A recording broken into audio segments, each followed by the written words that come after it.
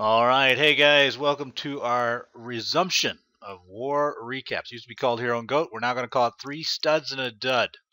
And the way we're going to do is actually have 4 videos that we are able to watch. In this case, you're watching the one that's kind of grayed out below. The other 3 you can get to by clicking on the play button now, or at the end of the video, I'll give you this stuff again.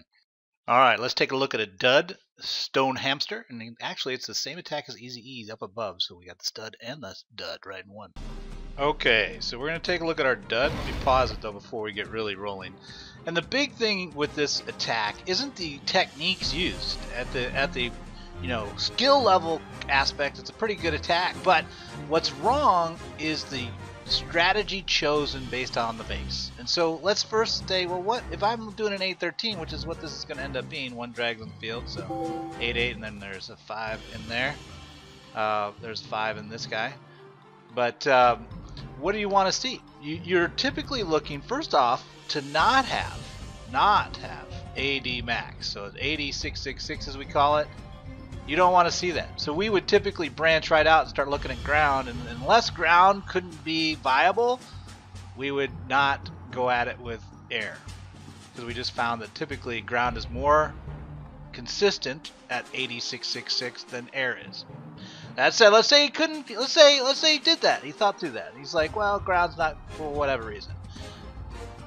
Then you would need to say, well, is there broadsideable? First of all, so is it really an 8-13? And yeah, all the ADs. You're looking at some pretty big gaps there. So it's not a 105. It's not an 11 light.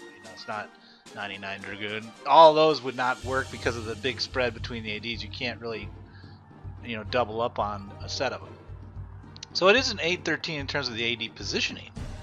But then the question is beyond that is like, well, can you path to the ADs? You need 1 AD where you can get the backside loons in pretty easily, meaning 2 hops or so. And look at the pathing. So if you thought about it, it's like, well, let's say this was the backside AD, this guy here at 12. Well, if I came in, it would go this way. It would move off, right? And if I tried to come from this side at it, it would get in there, but it's 3 hops. That's a lot of damage being taken as it's going down. Well, what if it was a 3 clock? Well, if you drop here, it's going to be bouncing around. Without doing something fancy, you can't really get in there. And then if you said, well, what about that guy? Well, clearly, unless I take this out, I can't get to it because it'll go bing, boom, boom. And even if I brought my king in, king comes in to knock it out. How are you going to get that king to funnel into that cannon? The king's going to want to do this. Whoop, whoop, whoop. So you've got a pathing problem. None of the ADs are really easily pathed to. If you do some fancy moves, some jazz hands, you might get in there, but you're doing a lot of work to try to make the attack function, and that's where you got to start saying to yourself, well, is this the right attack? So let's take a look at the attack, and keep in mind, this is a Town Hall 9. He's got a queen. He's got an extra spell. He's got extra troops. Or maybe he doesn't, I don't know. But he's got those 2 for sure. And he still doesn't end up getting it. Alright, so let's quit dropping in there. So let's get going. Let me erase this off. And you can see here, the first start of it is going to light this, which is actually the one I thought was easiest, but okay. And his grouping on this AD isn't bad. Look at that nice funnel that's happening. So, again, tactically, the skill he's being employed is pretty good.